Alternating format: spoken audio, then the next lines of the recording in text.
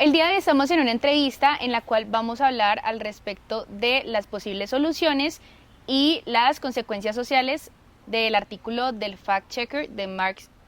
Zuckerberg. Estamos acompañadas de Hanna Ronsoro y Laura Muñoz, estudiantes actuales de Sociología, que nos van a ayudar a responder las preguntas. Bueno, Laura, ¿qué consecuencias sociales tiene el hecho de que plataformas privadas controlen el debate público? Bueno, yo creo que una de las principales consecuencias es como la pérdida de diversidad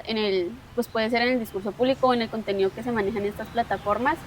ya que esto, pues lo que se publique o el contenido que manejen no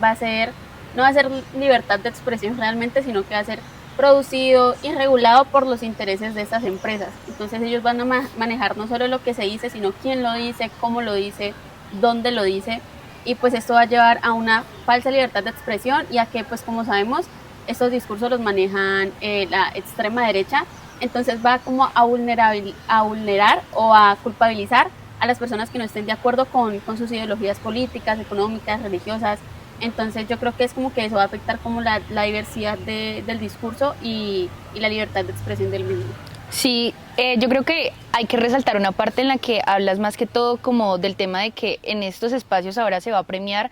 es a las personas que estén alineadas y que su discurso esté alineado a la derecha radical, a los intereses,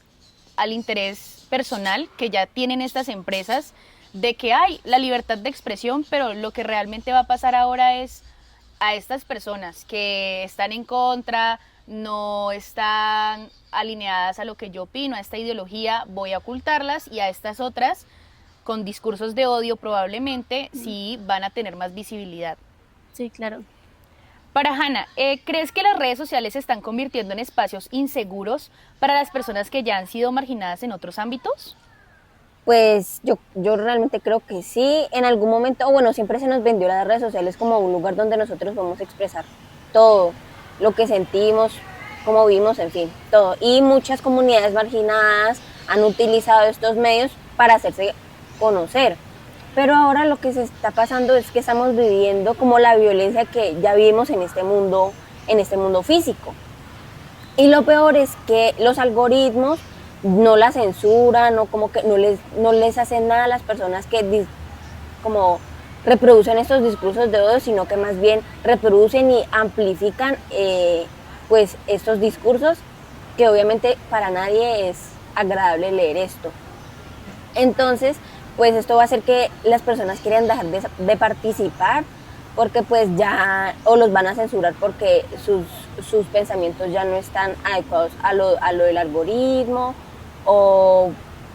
simplemente están cansados porque saben que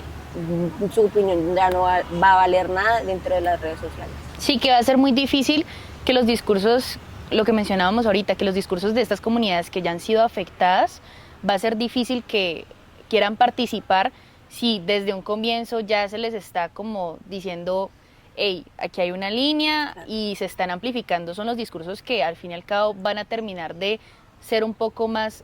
violentos hacia ellos, ya no van a querer participar más de este tipo de espacios.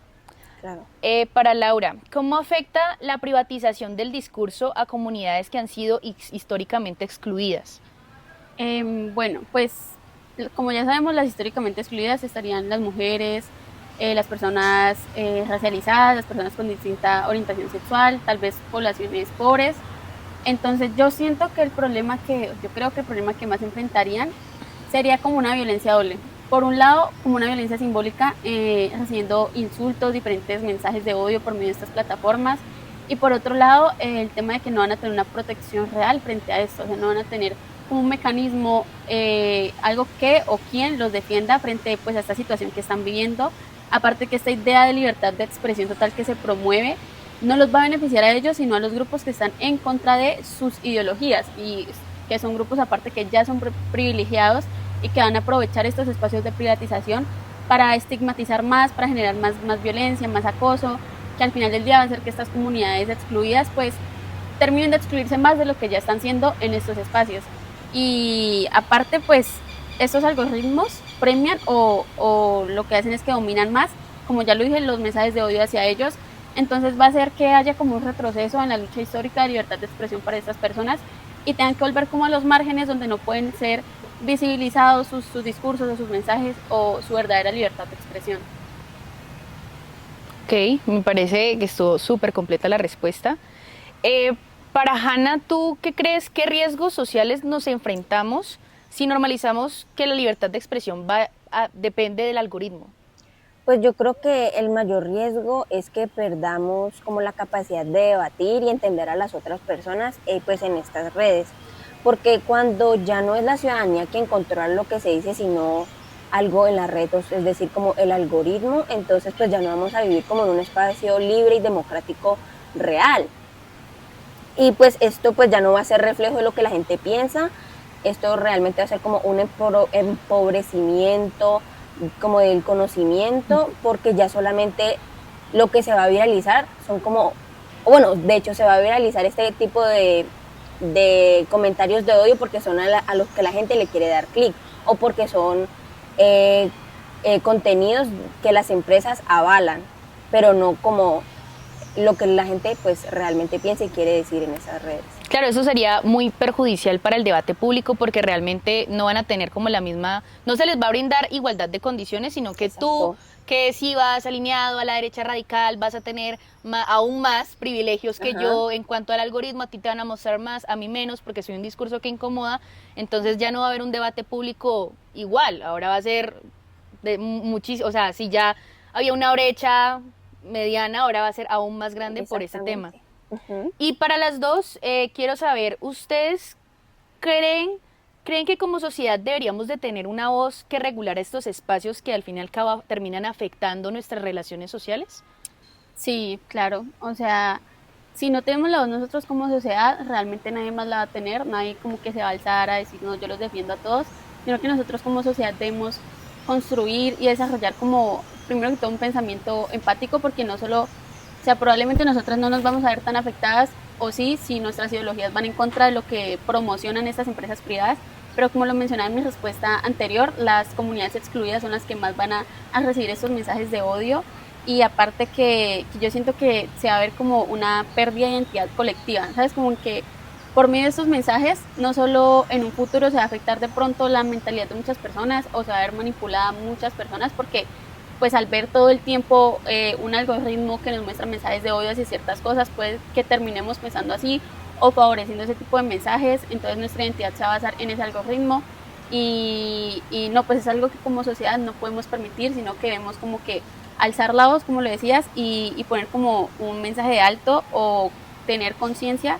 de que, pues sí, de que no podemos permitir que unos pocos privaticen el contenido o el tipo de expresión o el tipo de opinión que tenemos frente a la sociedad entera. Claro, pues realmente vivimos en un mundo en el que somos redes sociales. Todos tenemos celular, todos usamos Instagram, Twitter, todas estas cosas. Entonces, si vamos a vivir en un espacio en el que solamente veamos y leamos discursos de odio, pues esto de alguna forma puede cambiar la perspectiva o los puntos de vista de la gente y no podemos dejar que las comunidades y movimientos que en serio necesitan esta visibilidad en redes sea censurada, porque necesitamos, no todos somos iguales, no todos vivimos igual, no todos pensamos igual, pero eso siempre se tiene que mostrar desde el respeto y no censurar el discurso que me incomoda. Sí. Hablando de eso, esta pregunta está muy enfocada al tema de las posibles soluciones que brindamos y es más que todo, se pide que haya una gobernanza digital más democrática, donde haya una rendición de cuentas, donde haya normas claras, donde las comunidades que han sido históricamente afectadas tengan más participación en estos espacios. También algo urgente es tener una educación digital crítica, donde se reconozcan y se pueda, digamos, de cierta manera cuestionar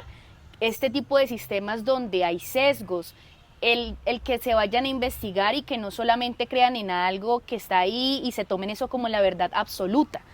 También es que esta entrevista no resuelve un problema, sino que solamente le da visibilidad a algo que está pasando actualmente, que no puede, la libertad de expresión no puede depender de un algoritmo y que la democratización del discurso no puede depender de empresas ni de los dueños de las empresas porque estos están, digamos, de cierta manera muy involucrados con un político como lo es Donald Trump.